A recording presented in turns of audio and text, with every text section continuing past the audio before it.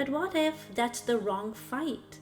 What if emotional balance isn't about feeling the same every day? What if it's about learning how to trust yourself through change?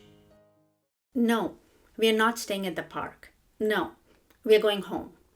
My child's friend was trying very politely to convince me otherwise. What if we go to our house? We can play in the backyard. Under normal circumstances, I probably would have smiled, thought about it, maybe even said yes. But that day, I was completely done. No! And that was the end of the conversation. Later, I found myself reflecting on the interaction. Nothing terrible had happened. Nobody was significantly upset. But I knew I could have handled it differently.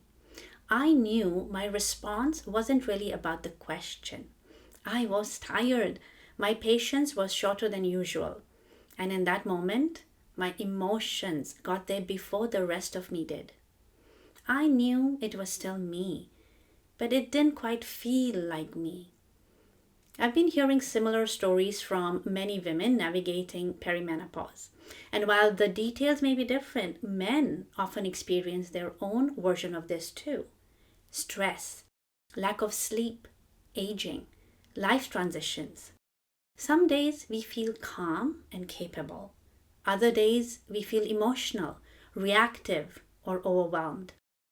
And when that happens, it's easy to start fighting with ourselves, trying to get back to who we were yesterday. But what if that's the wrong fight? What if emotional balance isn't about feeling the same every day? What if it's about learning how to trust yourself through change? Today, I'd like to explore what traditional Reiki understands about hormones, emotions, and why we feel different some days. Welcome! If you're new here, my name is Nasreen. On this channel, we explore traditional Japanese Reiki and practical ways to bring more awareness, balance, and connection into everyday life. Today, I'd like to talk about something many of us experience but don't always understand. Why we feel different some days. As we move through life, our bodies are constantly changing. For some people, those changes are connected to hormones. For others, stress, sleep, aging, health challenges, or major life transitions may play a larger role. The details may be different, but the experience is often surprisingly similar.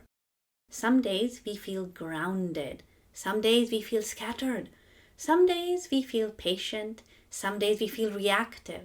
Some days we feel like ourselves, and some days we don't. For many women, especially during perimenopause, these shifts can become impossible to ignore. Emotions may feel closer to the surface. Patience may feel shorter.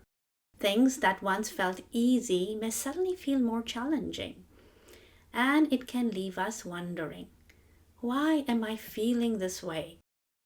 But regardless of the cause, I think many of us are asking a similar question. How do I stay connected to myself when I don't feel like myself?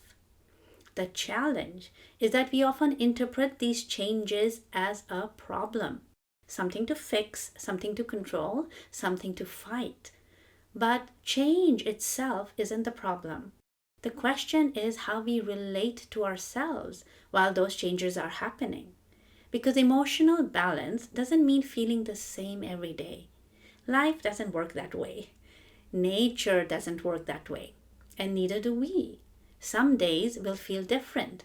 The question is whether we can remain connected to ourselves when they do. The problem is in the emotion. I think one of the reasons these experiences can feel so frustrating is that we often treat every emotion as a problem that needs to be solved. We feel impatient, so we try to become more patient. We feel overwhelmed, so we try to calm down. We feel emotional, so we try not to feel emotional. And before long, we find ourselves fighting with our own experience. Not just feeling frustration, but feeling frustrated that we're frustrated. Not just feeling tired, but feeling upset that we are tired. Not just feeling emotional, but feeling disappointed that we're emotional. The original feeling may only last a moment, but the struggle with the feeling can continue much longer. And I've noticed this in myself as well. Sometimes the hardest part isn't the emotion itself, it's the story I start telling about the emotion. I shouldn't feel this way. I should be handling this better. Why am I reacting like this? And suddenly, what began as a passing experience becomes something much heavier. Traditional Reiki offers a different perspective. Instead of immediately trying to change what we are feeling, we begin by noticing it, not judging it, not fixing it, not fighting it, simply noticing. Because emotions are not necessarily signs that something is wrong. They are often signals, information about our inner state, information about our energy, information about what may need attention, rest, support, or care. That doesn't mean every emotion is true, and it doesn't mean every emotion should be acted upon. But it does mean every emotion can be acknowledged. And sometimes that simple shift changes everything. The moment we stop fighting a feeling, we create space to understand it. And understanding often brings something that force never can: compassion. Not only for what we are experiencing, but for ourselves. Perhaps emotional balance isn't found in controlling every feeling. Perhaps it's found in meeting those feelings with awareness and remembering that a difficult emotion is an experience we are having. It is not who we are. Experience it yourself. So rather than continuing to talk about this, I'd like to invite you to experience something for yourself. If you are driving or doing something that requires your attention, you can simply listen. But if you're somewhere comfortable, perhaps you can join me. You may wish to place one hand on your upper abdomen, just below the rib cage, and the other hand on your lower abdomen. Whatever feels comfortable for you. Take a slow breath and simply notice what is here. Not what you think should be here, not what you wish was here, just what is here.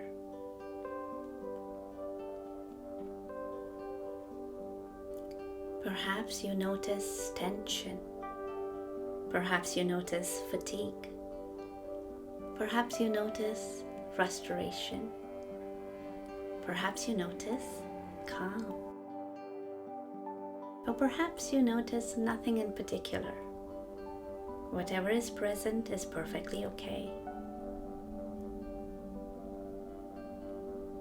For a moment, allow yourself to stop trying to change the experience. Nothing to fix, nothing to solve, nothing to force. Just notice.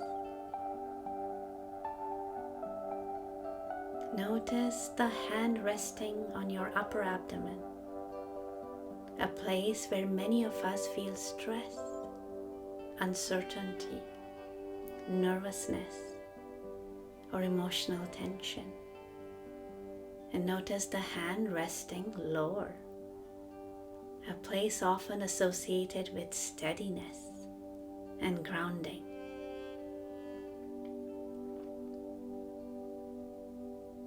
Now bring your attention to the simple fact that both can exist at the same time. You can feel uncertainty and still be here. You can feel emotional and still be here. You can feel tired and still be here.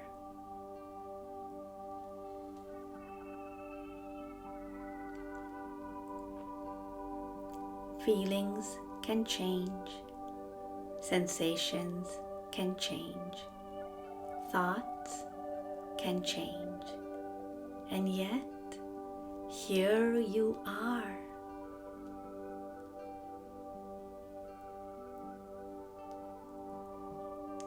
For the next few breaths, allow yourself to rest with that awareness.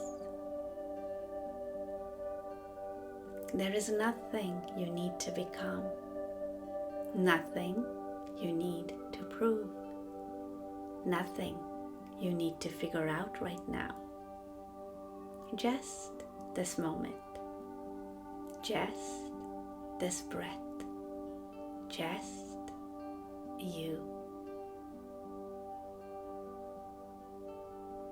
Perhaps trust begins here, not in having all the answers, not in feeling calm all the time, but in knowing that whatever is moving through you, you can remain present with it. And that is enough for now. Trusting yourself through change. I think many of us grow up believing that balance looks a certain way.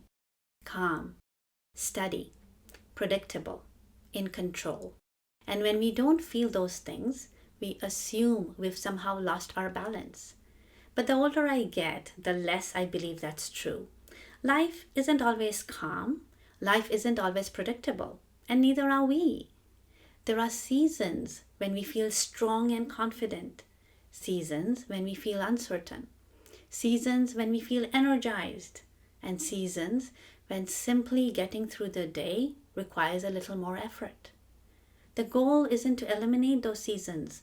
The goal isn't to feel exactly the same every day. The goal is to remain connected to ourselves as we move through them. And I think this is one of the gifts Reiki offers. Not perfection, not constant peace, not immunity from stress, grief, frustration, or change, but awareness. The ability to notice what is happening without immediately becoming lost in it. The ability to pause, to place our hands on ourselves, to breathe, to listen, and to remember that we are more than today's mood, more than today's energy level, more than today's emotional weather. Because all of those things change. Sometimes from season to season, sometimes from day to day, sometimes from one moment to the next. And that's okay. What matters is not whether everything inside us remains the same. What matters is whether we can stay in relationship with ourselves while things are changing. Whether we can meet ourselves with the same patience, kindness, and understanding that we might offer a close friend. Because trust isn't built when everything feels easy.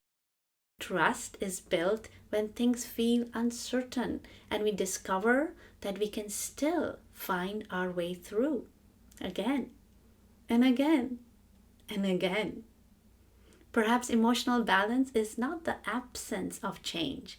Perhaps emotional balance is learning to trust yourself through change. You are more than today's feeling. That is one of the most important lessons life teaches us. Everything changes. The seasons change. The weather changes. Our circumstances change. Our bodies change. Our emotions change. And yet so much of our suffering comes from wishing things would stay the same. Wishing we could go back to how we felt yesterday. Wishing we could return to a version of ourselves that felt easier, calmer, or more predictable. But life keeps moving, and so do we. I've come to believe that well-being isn't found in resisting change. It's found in learning how to move with it, to meet each season as it arrives, to listen to what it has to teach us, and to trust that we don't need to have everything figured out before we take the next step. Some days we will feel calm. Some days we will feel emotional. Some days we will feel energized. Some days we will feel exhausted. And none of those experiences define who we are. They are experiences, not our identity. They are visitors, not permanent residents. They come, they stay for a while, and eventually they move on. What remains is the relationship we have with ourselves, the way we speak to ourselves, the way we care for ourselves, the way we return to ourselves again and again. That is why simple practices matter so much, not because they stop life from changing, but because they remind us that we can meet those changes with awareness, with compassion, and with trust. Trust that we can find our footing again. Trust that we can return again. Trust that even when we don't feel like ourselves, we have not lost ourselves. We've simply forgotten for a moment where home is. And the practice is learning how to find our way back. So let's return to where we began. Some days we feel calm, some days we feel emotional, some days we feel energized, some days we feel exhausted. And the longer we live, the more we realize that none of those experiences stay forever. They come, they go, they change.